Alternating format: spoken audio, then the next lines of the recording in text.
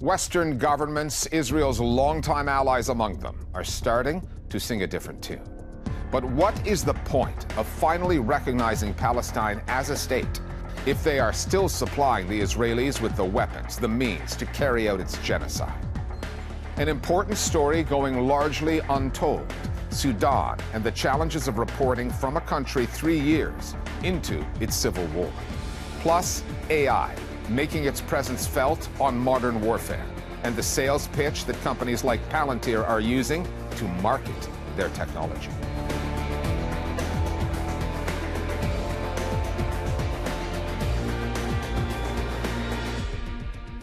We're roughly 10 days out from the second anniversary of the October 7th attacks of 2023. Almost 2 years into a genocidal Israeli response that now has Palestinians starving in Gaza. And some Western leaders have chosen this moment to do something they had long resisted: recognizing Palestinian statehood, as if that's what those Palestinians are hungering for right now. The UK, Canada, Australia, and France all issued their declarations, omitting the part about how they have been empowering Israel, supplying it with weapons and providing it with diplomatic cover. But those governments could no longer ignore the public outrage over this genocide and had to do something, even if it was performative. And there's still no end in sight to the weapons getting shipped from those states to Israel, and not much in the way of accountability for the blood those same governments have on their hands. And that's what's missing in much of the coverage that's been coming out of the Western media on these developments. Boil it down, and what they're talking about is diplomacy, when the real story has been and remains one of complicity. If you were a Palestinian in Gaza, desperately trying to survive in a dystopian hellscape, one made in Israel, the United Kingdom formally recognizes the state of Palestine. what would you make of Western leaders responding to a genocide almost 2 years in with mere acts of diplomacy? Canada recognizes the state of Palestine. States that have not only tolerated that genocide, have helped arm the perpetrators. The Commonwealth of Australia recognises the state of Palestine. Declaring through statements that reeked of Western self-importance that they now recognize a Palestinian state. Je déclare que la France reconnaît aujourd'hui l'État de Palestine. A land the Israelis have made unrecognizable. A declaration is just a declaration until those same states take concrete actions to end the occupation and, most urgently, to end the genocide. You can recognize whatever you want, but it doesn't mean anything until you take concrete steps to follow up on it. These countries are self-aggrandizing themselves, feeling good about themselves, like they have done something bold, something courageous. But this symbolic gesture is, in fact, not what the moment requires, which is ending the genocide. The key word there is symbolic. Recognizing Palestinian statehood comes with no legal obligations for the countries involved, no disruption in their trading relationship with Israel, no ending of their arms sales to the Zionist war machine. Countries like Canada, whose government announced long ago that it would no longer send weapons to Israel, as though it was taking a principled stand. We will not have any form of arms or parts of arms be sent to Gaza. Instead, it just laundered parts for those weapons through the U.S., an act of deception dressed up as morality. Canada announced approximately a year ago that it was halting the approval of new weapon sales to Israel, saying, look what we're doing, we're actually making substantive strides. But a significant amount of the weapons manufactured in Canada that winds up in Israel is assembled in the United States. So that is what is now being attacked, is this American-Canadian armament supply chain. All of these countries, they train with Israeli troops, they sell weapons, they buy weapons from Israel. They haven't severed these relationships because they're still very profitable. There is no incentive on the Western world's part to sever those ties. even if Palestine is currently being subjected to a genocide. The UK continues to trade and send parts of military equipment to Israel. Australia continue to have military equipment that goes to Israel. So this is utter hypocrisy, because you cannot say that you care about Palestinian self-determination and then continue to arm the very country that is destroying the supposed states that you're recognizing. Let's keep in mind that I've not heard virtually any Western leader use the G word when it comes to Israel and Palestine. Genocide is the crime of crimes. You say genocide. That compels you to bring genocide to an end as rapidly as possible. And that's why they've been reluctant to want to get there. Setting aside the hypocrisy for the moment and focusing on the timing, what took those governments so long to act, even symbolically? And why now? 1 year ago, the UN set a deadline, giving the Israelis 12 months to evacuate all settlers from the occupied Palestinian territories. Israel has done the opposite, expanding its settlements, including on the West Bank and East Jerusalem, stealing more Palestinian land, taking more lives. That deadline has passed at a time when Israel is ethnically cleansing Gaza openly, starving Palestinians, while the global resistance perseveres. Movements that span oceans, linking cities like London, Berlin, New York, and Sydney. Italians have taken it a step further through a general strike over the genocide this week involving 500,000 people that affected tens of millions more. The next day, Prime Minister Giorgia Meloni, a hardcore supporter of Israel, caved. She announced Italy will also recognize Palestinian statehood if certain conditions are met. Politicians tend to be opportunistic. Their careers can depend on it. Leaders like Emmanuel Macron, who see persistent unrest on the French streets and are now growing more blunt about Israel to its face. You are completely destroying the image and the credibility of Israel, not just in the region, but in public opinions everywhere. Macron chose to deliver that message through an Israeli news channel, and he had his reasons. The Israeli media has been an active participant in this genocide. They have deliberately not shown regular Israelis what their military is doing to Palestinians in Gaza. Israelis have simply not been exposed to that, because the Israeli media has not been showing that to them. Instead, they've decided to elevate voices that promote ethnic cleansing and the destruction of Gaza. דרך הניצחון היא להשמיד את כל מי שמגיע לו. בעיר עזה אין בלתי מעורבים. So instead of serving the Israeli public, the Israeli media has been part of this great crime of genocide for the past 2 years. There has never been a shift in public opinion in places like the United States, in Germany, in the UK, against Israel and in favor of the Palestinians. Mass demonstrations that have the Israeli media talking about this massive wave of anti-Semitism that is apparently afflicting these places. הם מנסים לעמעם את ההצלחה ואת העוצמה של המדינה היהודית. מכרסמת ושוחקת את ההישגים שלנו, ואנחנו צריכים לעשות כל מאמץ כדי שלא לאפשר לזה לקרות. Even at the Emmys, people wearing ceasefire pins, Javier Bardem wearing keffiyehs, brought significant Israeli responses within their media. ובכלל נראה שתעשיית הסרטים כבר מזמן מגויסת למען הפלסטינים. Any small amount of Palestinian sympathy requires a massive response from Israeli commentators, and because it is so constant, it creates this atmosphere of fear and trepidation about what is ahead for the country. Western media outlets that have often downplayed the protest movements that are now forcing more and more countries to try to bring Israel under control are still injecting elements of both sidesism into the news mix on a story about a genocide. Drawing conclusions about what the recognition of a Palestinian state would mean for Hamas, the optics involved.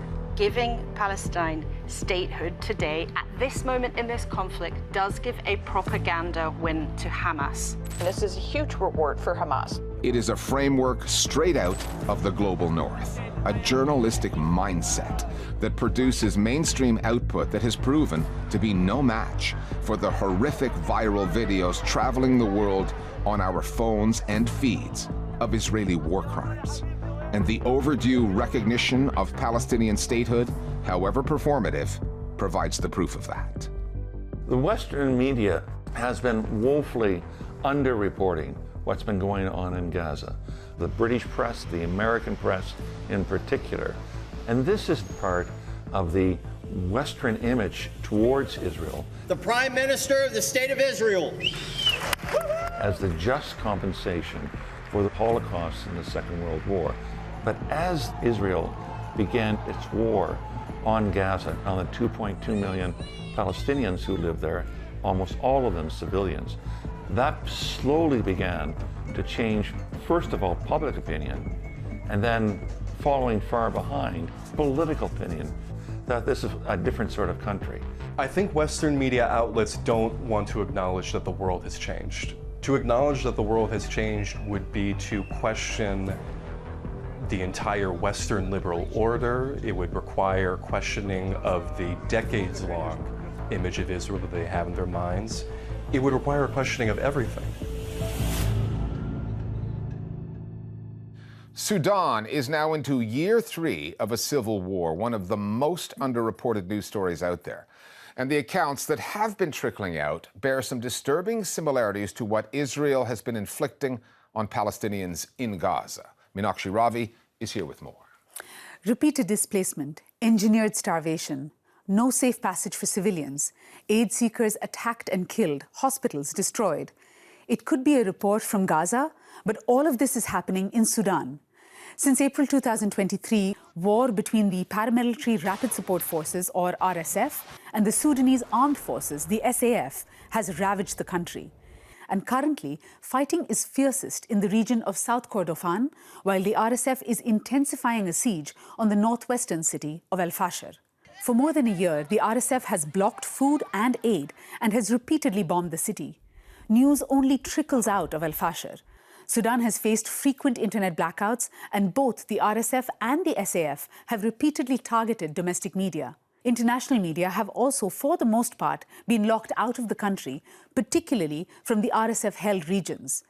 One foreign journalist who has stayed with this story has been Yusra El-Bagir of UK's Sky News.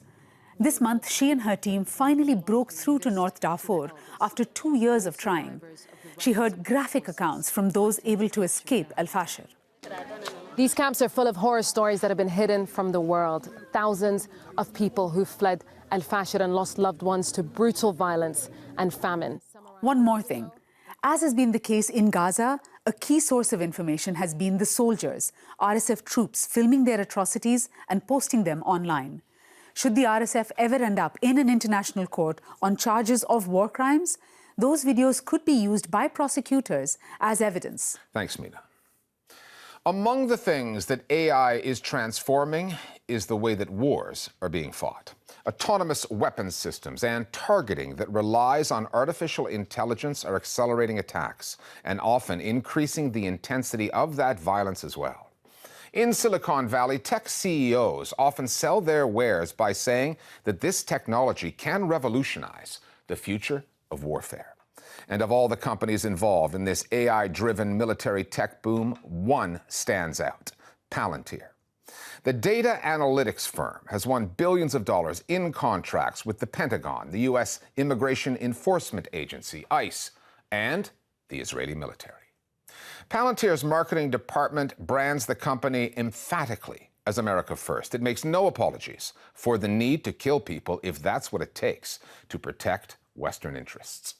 The Listening Post's Tarek Nafa now on Palantir, the company selling a sleek, one-click solution to warfare.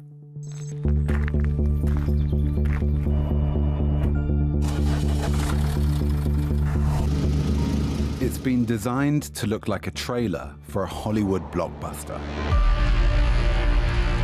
A sophisticated AI-powered mission carried out across international borders. Getting next position. Stand by. When you watch the ads of data analytics firm Palantir, it's difficult to figure out exactly what the company does. Juan Sebastian Pinto used to produce adverts for Palantir. After he left, he criticized the company's work with the Israeli military. We've seen over the last few years, automated warfare leads to immense amounts of civilian casualties, destruction, inaccuracy. So what you see here is Palantir kind of attempting to mask over that reality. And that is why they try to make these tools seem like Michael Bay productions. After leaving Palantir, after watching automated warfare in the real world and its effects, how it kills not only warfighters, but entire families, journalists, people who work at hospitals, emergency workers.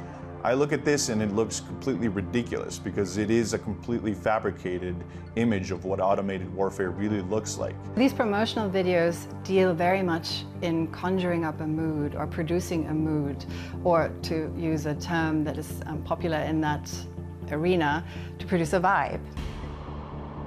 And that vibe is dark, it elicits a sense of danger, so it isn't appealing to necessarily rational ways of thinking about Palantir's products, but it produces a way of tapping into a very, very effective emotion, and that is fear. And so it really occludes the fact that war is always horrific. This idea that wars are clean or they can be done in a way that no lives will be harmed, that is an illusion.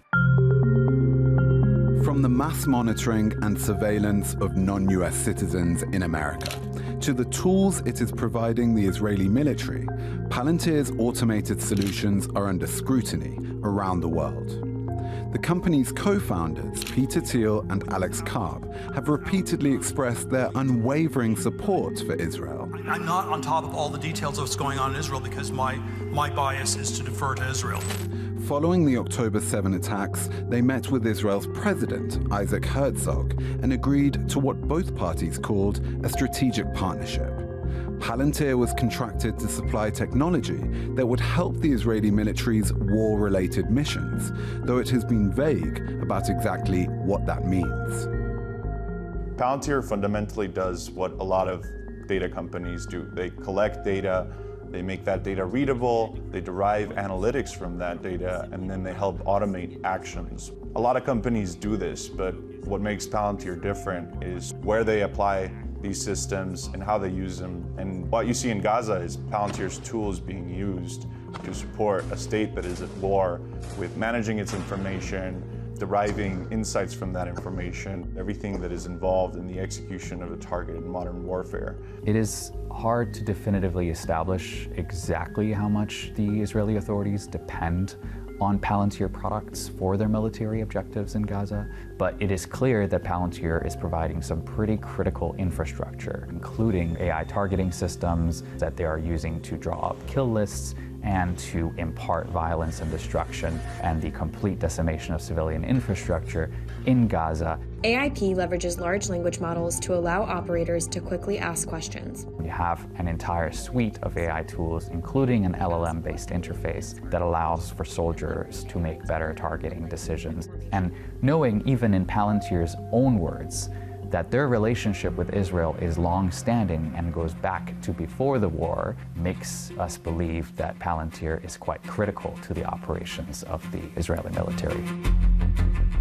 Palantir got its start with an investment from In-Q-Tel, the CIA's venture capital firm. From the beginning, the company's founders tried to cultivate a mythology around their ability to use data and predictive models to find, identify, and eliminate America's enemies. And what we do is we use what legal scholars call predicate-based research. So we would look at you, and then we would go out and say, oh, there's lots of different things in your life that may be indicative of someone involved in bad behavior. After it went public in 2020, Palantir went on a PR blitz, broadcasting ads at sports events, placing them in airports and on college campuses. Both Peter Thiel and Alex Karp have deeply entrenched themselves in Donald Trump's White House. As Palantir's CEO, Karp has styled himself as a deviant philosopher. He has a doctorate in neoclassical social theory and recently published The Technological Republic, a book marketed as a sweeping indictment of the West's culture of complacency. One of the first things to realize about Peter Thiel and Alex Karp is that they do not come from a technical engineering background, but are both, deeply sociological thinkers. They understand philosophy of language, information, and how those tools can be weaponized. Palantir as a workplace is a place where you're continually surrounded by narratives that indicate that you're exceptional, that you're working on the hardest problems, that you're helping the biggest institutions support democracy. Palantir is here to disrupt and make the institutions we partner with the very best in the world, and when it's necessary, to scare enemies and on occasion kill them. One of the things that Palantir's leadership has been particularly good at doing is to set up a sort of a clash of civilizations narrative in which the West is in peril. It is in the service of our nation and with great thought and applying the ethics of war, which America does. Sometimes you have to kill the other side. Alex Karp has been quite clear about his willingness to kill people in an effort to sustain Western civilization. That in fact, he didn't really bat an eyelid at the fact that his tools were being used to kill Palestinians, even if they were terrorists in his words. Mostly terrorists, that's true. So these are really bellicose, overtly bellicose statements that he deals in, and the fact that he's very much in the public eye suggests that this is not accidental, but that this is a part of Palantir's marketing campaign and branding, that both Peter Thiel, Alex Karp, and others in that environment functioning as what I like to call hype men, kind of defense influencers. We're doing it, and I'm sure you're enjoying this as much as I am. That makes such outrageous claims that the narrative slowly shifts. The narrative shifts towards, oh, well, yes, maybe the world is broken. Well, maybe, yes, we are in perpetual crisis. Maybe we need this urgency. Both Alex Karp and Peter Thiel have become the poster boys for a wave of technomilitarism sweeping the US. Their embrace of the technology of war is part of a vibe shift in Silicon Valley, which has tech CEOs clamoring for Pentagon contracts and even enlisting in the military. Yet mainstream media coverage of figures like Karp and Thiel has too often fixated on their maverick personalities and business success, rather than interrogating them on the technologies they build. You are absolutely phenomenal. Let's just start with today's event. You get a chance to strut your stuff. You're showing new tools, new capabilities, and a string of deals. Talk to us about that. Palantir has in many ways perfected the ability of covering up what is a complex, bloody, violent reality, that is to say war, and in the case at hand, genocide, with a sleek startup type one-click solution aesthetic. From the battlefield to the boardroom. More scrutiny within the media, I think, could shift the narrative and the dial on how we see the Palantirs of the world, not just as benign startup, but that they are actually playing an active political role, even in things like genocide. Finally, ever since the outset of the genocide in Gaza, TikTok has grown into a kind of safe haven for pro-Palestinian content. Influencers and activists get more reach there than on other platforms like YouTube and X. So it would be in Tel Aviv's interest if one of Israel's supporters were to wrestle control of the platform from its Chinese owners, then retrain the algorithm to scrub genocide from our site. Larry Ellison is the founder of Oracle, the tech company. He was recently named by the Jerusalem Post as one of 6 Jewish billionaires who have become the, quote, backbone of Israel's wartime funding. And he's now leading a group that's about to take a controlling stake in TikTok. Meanwhile, his son, David Ellison, is taking control of Paramount Global, which owns CBS News, and he's reportedly bringing in a pro-Israel journalist, Barry Weiss, to steer CBS's editorial direction. So there you have it. Israel is losing the information war in Gaza, so it is shooting the messengers there, journalists. And one of its billionaire backers is set to silence pro-Palestinian forces online in America.